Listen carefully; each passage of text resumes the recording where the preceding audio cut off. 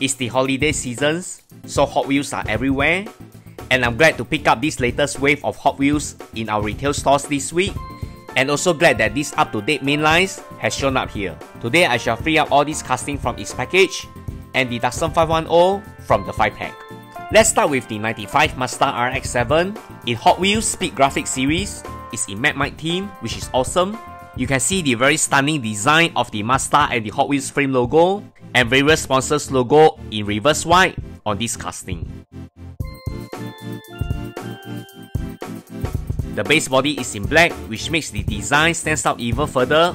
I recall I had some Toyo tires wheel riders lying around, and I decided to do another tutorial video for this RX-7 on how to do a simple wheel swap on a Hot Wheels casting. After several requests, overall this RX-7 is stunning. It really has the super treasure hunt potential. Imagine finding this casting in Spectra frame and wheel riders, it will be very awesome. And now the all-time favorite, 90 Honda Civic EF, also in Hot Wheels Speed Graphics series. A Super is also available for this casting, which sadly I do not have.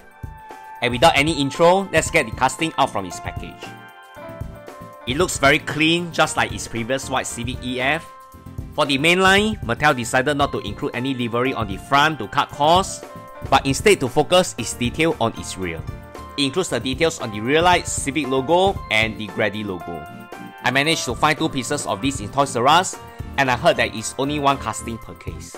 This Civic will be welcomed by many customizers, and because of its white base, you can apply many stunning graphics and livery on it. Next is the Nissan Skyline Gtr R32. You can see it belongs in the Nissan series. I can't find the R34 on pack, which also includes a Super. I think the previous hunter before me took this, or the R34 might be even reserved beforehand, who knows. The R32 is very clean and that's great. I love the pearl blue paint on the body, which make it looks premium. Sleek minimal design on its body. And very detailed rear, which includes its taillight, GTR logo and Skyline logo type. It also includes a side mirror as well. Overall, it's a stunning and awesome casting.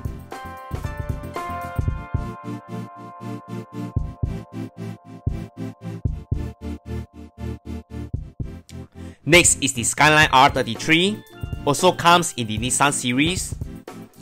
It looks very clean except for the strain of foreign particle inside its blister.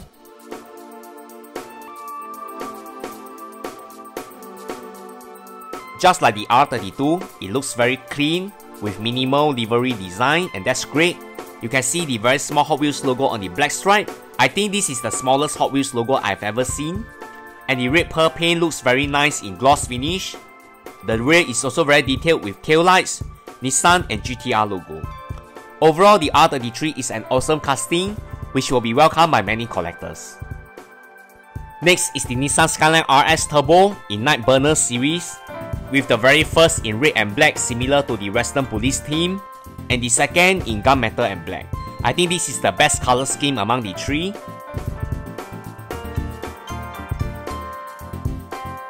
And this casting also has the potential to become a Japanese cop car by removing the livery and add in the Japanese police theme. I like its clear headlights, logo type in gold, and the detailed rear with taillights and Hot Wheels logo.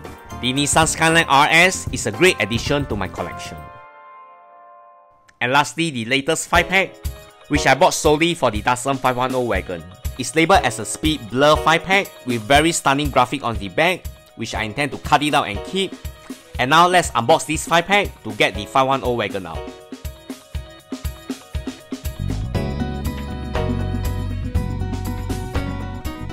Wow, after seeing so many 510 Wagon, this is one of the casting that catch my attention and is stunning, just like what its package claimed.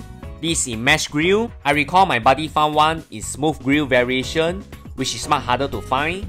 I really like this fingerprint or contour line art design all over its body. It's very designer looking and looks sleek on the casting. I also like the reverse white Hot Wheels logo and Japanese character, which look very bold on the casting. Kaido House label and the white circular design, which I assume it to be its trademark. The gold lace wheel looks good with a chrome base. And I'm very happy that this may be one of the very first made in Indonesia 510 Wagon I have in my collection, which is very well made. Overall, this is one of the very best 510 wagon I have in my collection. And if I manage to find another one, I will definitely do a wheel swap. Thanks everyone, bye!